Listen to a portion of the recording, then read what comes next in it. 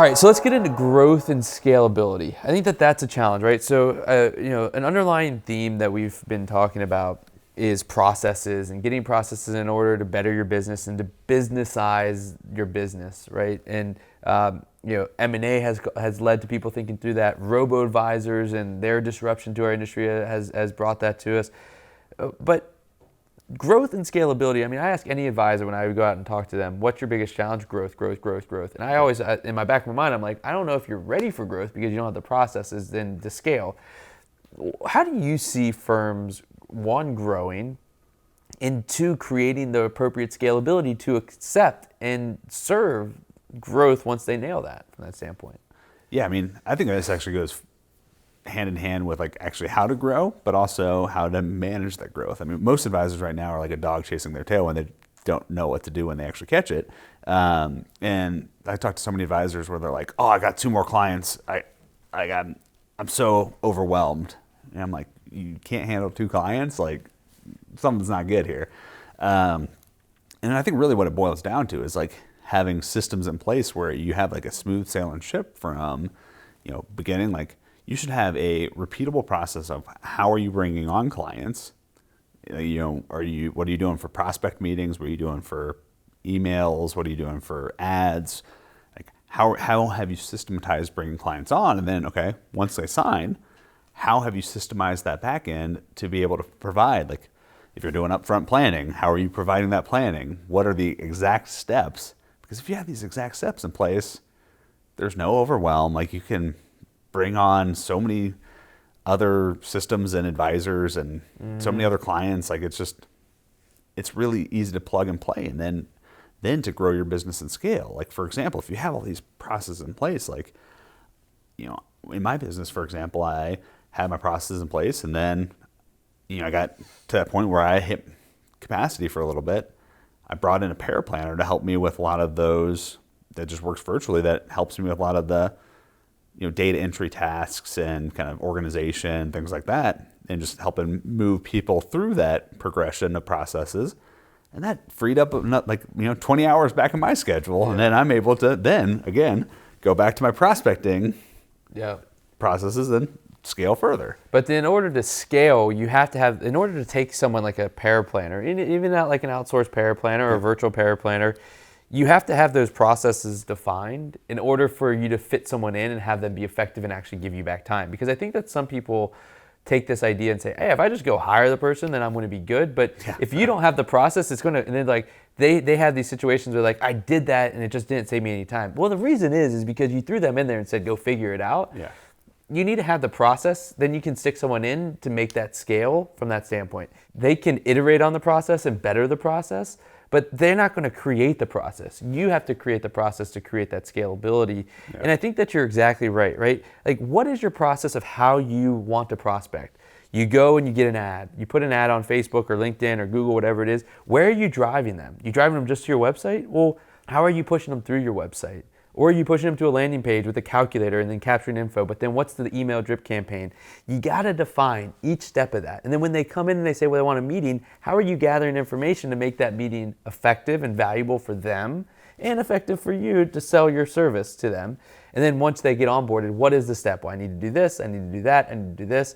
And that's how you scale. And I think that the people that are faced with growth, I'm interested in your perspective of this, is that they are relying on people just coming and knocking on their door.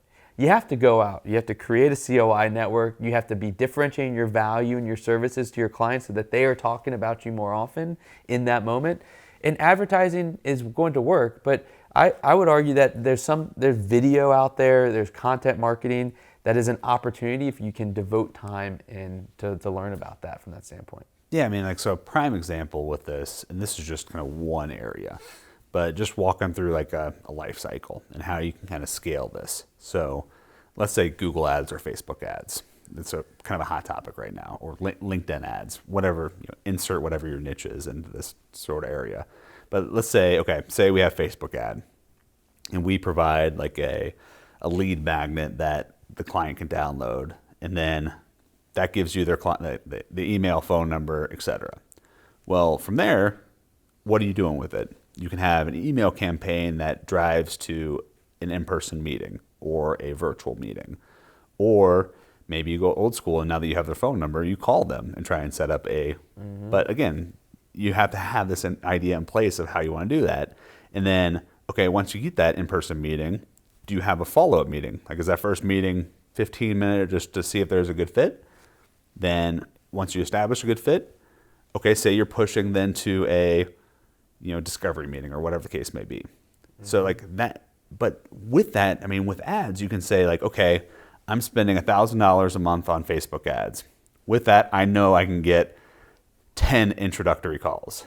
Well, now you have predictability in terms of how many clients are coming in as a predictable flow of prospects. And then, so that you have that all in place. And then from there, you're going to have predictability on how many new clients you get. And then, so what you can determine is like, okay, as I get new clients, here's the process for onboarding. And as you go through it, you'll be able to see like, okay, it takes me 3 hours to plug into eMoney. Well, if this takes me 3 hours and I have 5 new prospects a month, well, that's 15 hours a month.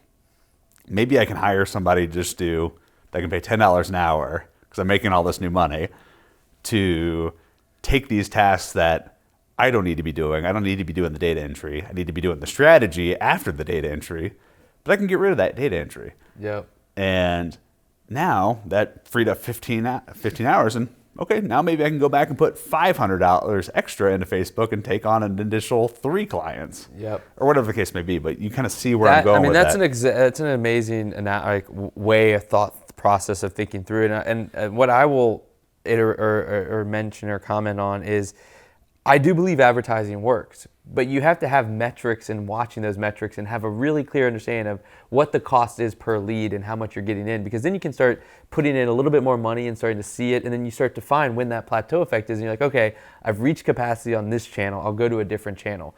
But the thing that advisors have to remember is that your first attempt at doing digital advertising probably is not going to work. Right? You're probably going to throw out $1,000 and get 0 leads. Yeah. And it's not like, oh, this doesn't work for me. It doesn't work for a business. You got to be open to iterating it. It may have been the picture. It may have been the headline. It may have been the call to action. Like, you got to invest in, not into just the monetary aspect, but into the time to learn and iterate and try different things and experiment with it until you find it. If you don't do that, it won't work for anybody. And that's good for the ones that have figured it out and invested the time, because then you have more of an opportunity or more of a field to play from. But I think that advisors get so upset with it. They're like, I'll just go back to the old way of doing it with referrals. There is a way to do it. You just have to figure it out. And there's what worked for someone else may not work for you in your market, in your area, or whatever it is. You have to just iterate throughout that process and learn and experiment going forward with it. Yeah, and I mean, I think even if your advisors, I'm sure tons of advisors are going to be listening to this and say like, well, I don't do paid advertising or whatever. But even with that, like, to be able to scale, you still have to track, monitor, and have those processes in place. So like, prime example, okay, let's say you're solely off referral or COI. So referral. Okay, well, if you look at where all, like, track each month, I got this many clients from referrals. It came from these existing clients. Well, what you're going to notice is that some of your clients are giving you a lot of referrals, and it may be a client that doesn't pay you much, and you weren't giving great service because they weren't paying you much. But now you see, like, they're giving me 10 referrals a month. Yep. They're getting a nice bottle of wine, and they're getting the red carpet treatment from now on. Or you may see that, like, some of your clients that aren't paying you any money and aren't giving you any referrals, maybe it's just time to get rid of them. There's like a lot of valuable information just by tracking. Same with COIs. So say you're going to 10 accountants each month. One of them is giving you 5, then 5 of them are giving you 0. And you notice, like, you track for a year and notice over a year these 5 give you none, but you spend a ton of time with them. Yep. Instead, scrap those accountants or look for other ways to maybe try to get in to get them to provide you value. But you can't know these things without tracking and having these processes in place of knowing exactly where your leads are coming from and how you're guiding them from that accountant. I mean, if you're, say, getting 0 from this accountant, but you're getting 5 from over here, What's the difference? And then you can look at it and say, okay, this give me 5. Well, now you have a case study to go back to be like, look, I tracked every client that came through the CPA, and maybe you have a referral, like a revenue share with the CPA, like a solicitor's agreement, and you'd be like, this CPA is now making $10,000 extra a month because of our work together. And then you take that to the other 5 CPAs, you're going to get some interest. But you can't do that without tracking and understanding. Well, it all goes back to a process, right? So you have to have, like in your CRM, a field for letting you know if it's a referral. If it's from another client, you got to track who that client is. So you have to have another field for that. Or if it's a COI and who the COI was and type of COI. And you have to have that process integrated into your CRM or into another software. But then you have to have a process for how you get that data out. How frequently are we looking at that data? What are the data points we want to get, and how do we get those data points, and who is in charge of doing that? But you have to create that process. You can't just be like, oh, one day whimsically be like, oh, let me see how my referrals and my COIs are. It doesn't work that way. And you have to start with the process and create that foundation and create the process for analyzing it on a consistent basis so your data is like data, as opposed to like one day you wanted to look at it and it's been 3 months and you look at it again and it's 6 months, etc. You got to have a standardized process of analyzing your business from true KPIs that are driving your business, and it's all about clean data. So you have to have a process of how you get that data in and day out, and how do you do it the most efficient way. Yeah, and that's what you have to look at. And then you basically take that same mentality to the back end and how you service clients, and that's by having that same sort of process on the back end. That's how you get more referrals. That's how you free up time to work with COIs. So, I mean, that example I was given with the e-money. I mean, you can do that with dissect 1,000 different ways how you're managing your practice. Like there's the onboarding, and I guarantee you have 1,000 different processes for the onboarding. But doing simple things like, hey, now I've looked through my process, and where are clients typically giving me referrals in this planning process? Well, maybe now on that email, I'll ask for a referral. Like when I send the discovery meeting summary email, I ask hey, do you know anybody else? Or whatever the case may be. Just having those processes in place allows you to really think and figure out what's working, what's not, where can I add value.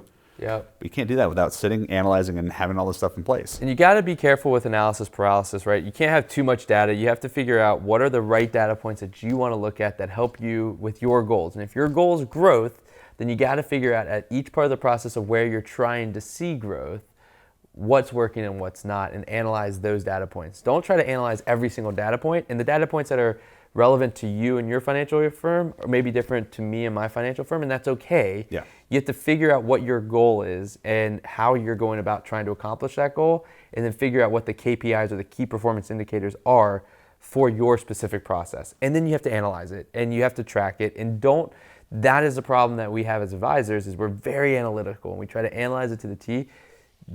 Start off simple and then get deeper. Yeah. Just start off, where are your people coming from? And start tracking that. Yeah. And then go deeper from there. And that's the way to kind of not overwhelm yourself, and then you spend all your time just trying to figure out how to analyze all this stuff, and you're not analyzing anything, and then this is irrelevant content for you. Yeah, it's a means to an end. Right. Data should always provide insight.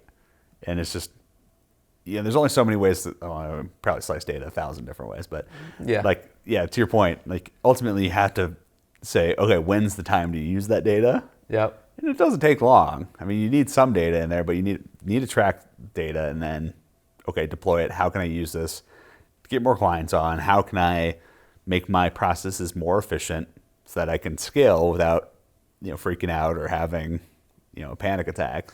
And I don't want to make it sound like all sunshine and rainbows. There will be times where you hit capacity. Yep. And your normal 40 hours a week or whatever are going to turn into 60 hours a week real quick. But that's also just the nature of our business, where some months you'll have, you may have 5 on average, but we know tax season, you're going to have maybe 10 where, June, July, where kids are on vacation, you're probably going to have 0. Mm-hmm. So it's going to ebb and flow, but having those processes in place, you'll be able to handle that. Yeah. But don't get overwhelmed and think it's not working just because you have to put in a 50-hour week 1 week because of Yeah. an extra couple clients. Like take it as a gift. And Yeah, and I think take it as a gift that's a good problem to have. You're putting in 50 hours a week for the right things, not the wrong things. Yeah. You're being productive, effective. As long as you're doing that and you're not just working just to work, then you're doing the right thing.